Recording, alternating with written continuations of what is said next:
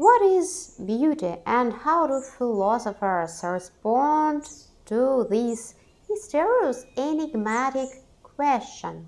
And this question is of the most essential order, and therefore philosophical, but of course it's also practical. For example, if we look at the art of the Renaissance, then in fact they rely on Neoplatonic views. Leonardo da Vinci's painting, for example, the Annunciation, is a kind of poem of metaphysics of light. Well, of course, not only these paintings, but it's just an example, you know. The bright colors that Leonardo used in his canvas, the golden light that illuminates the angel and the Saint Virgin Mary, all this reveals to us a special attitude to the beauty of the Neoplatonists and, in particular, Plotinus. Hello and welcome back to this philosophical and musical channel and cultural and all together. So, I'm back finally, and today I would like to talk about Plotinus and his aesthetic views and about beauty as such.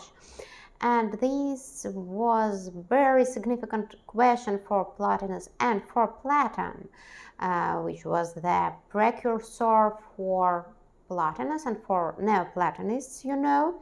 And in order to outline the main thing in Plotinus' aesthetic views, it's necessary to briefly mention his ontological triad: the one, eternal one, the mind, and the soul, or Sophia, maybe.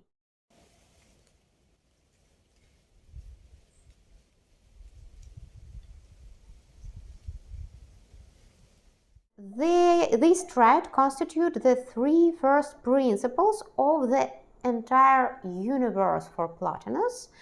The one is something eternal, above which there is absolutely nothing, and the one has given birth to the mind.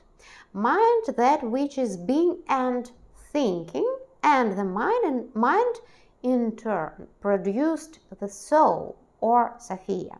So, the soul as a universal generative principle produced all the diversity of the surrounding world. All living beings, stars, plants, and all perceived beauty. At the human level, by the way, this trinity also operates and it's actual. The contemplative mind is the highest level. The rational mind is something in the middle, and the living soul. At the same time, the soul always feels the sweetness of its own existence, its own being, and the soul can forget its source, so God or eternity, this one, this unity, behind things, behind all this beauty of visible world and visible things. It's a perpetual motion, and therefore a person is often focused on external perceptions and sensations. Well, it's a very modern view, to tell the truth, you know. And Plotinus constantly emphasizes that in order to achieve clarity, serenity of our mind and our perceptive, it's necessary to look inside at a special inner person, so-called inner person, inner human being. And Plotinus asks how to implement this turn, how to do it, what is the means, what is the rational roots or inner roots maybe. How can anyone see the artless beauty that dwells in the holy, in the eternity, and doesn't come to the outside where the uninitiated could see and could distract this beauty with these simple sensations, you know. The answer here is only in the possibility to distract from physical vision and immerse yourself in your inner voice, in yourself, in innate, you know. And in this way, a person is able to perceive sensual beauty most fully.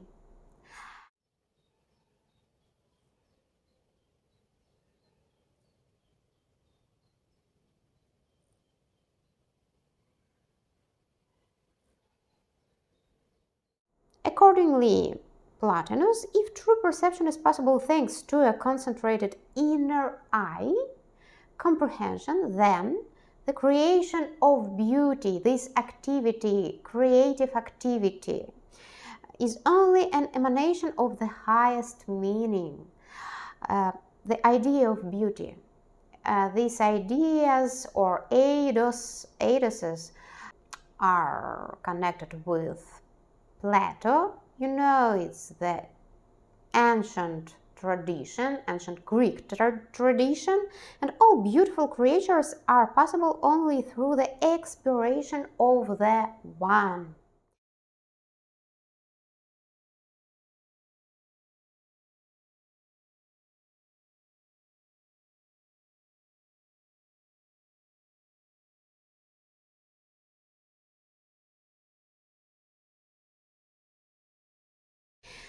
In the Ennead about beauty or on supersensible beauty, the nominal word is verbal undefinable world, is the father of beauty. It's a source of beauty, you know, the creator of beautiful forms. The artist is involved in this world personally.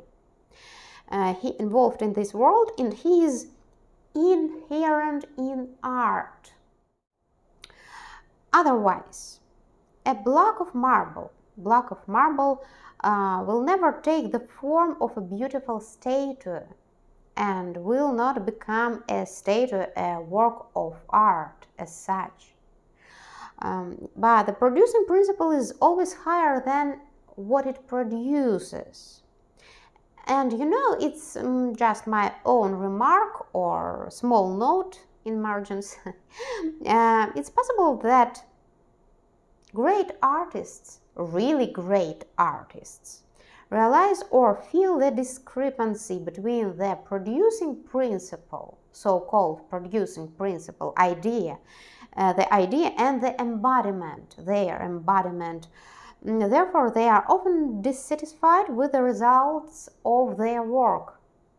For example, Piotr Ilyich Tchaikovsky sincerely lamented the shortcomings of his Belly the Nutcracker. He was unsatisfied with this belly and with a lot of other works, and otherwise the second option for the great artists is that the artist can be quite indifferent to the result, and he can strive, and he strives to do new things always.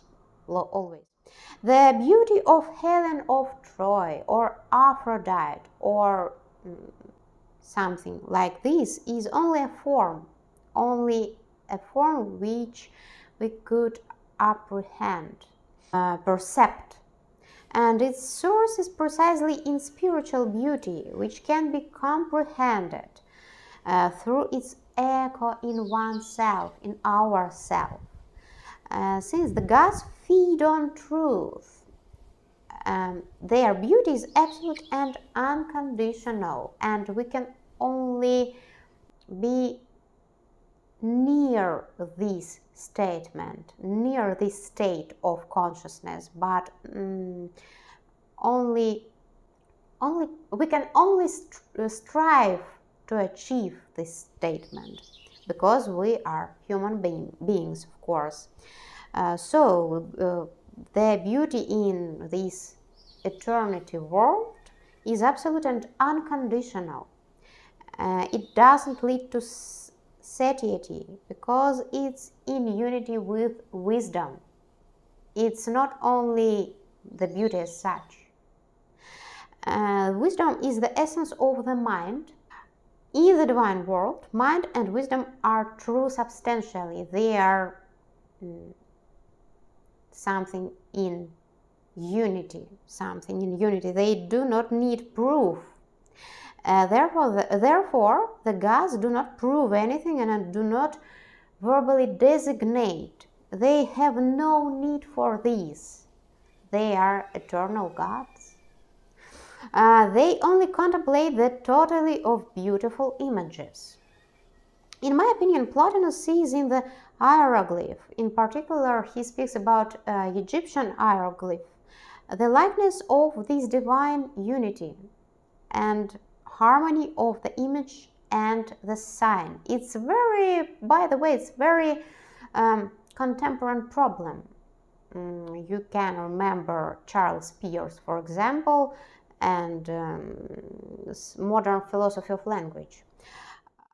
At the same time, of course, the most important thing for the aesthetics of Neoplatonism is the light and luminosity of the supersensible world.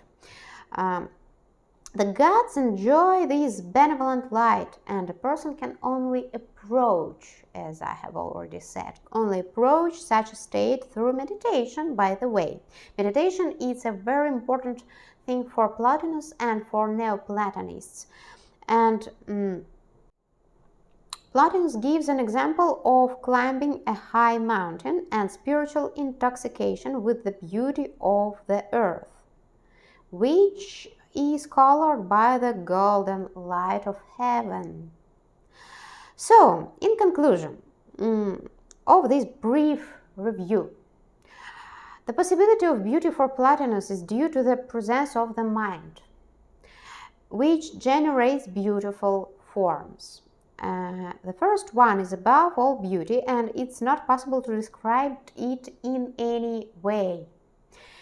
But the unity of the universe doesn't exclude the diversity of individuals, you know. For Plotinus, it doesn't exclude this. And these diversity in individuals can be represented as a transparent ball, glass ball, in which we can perceive everything beautiful art.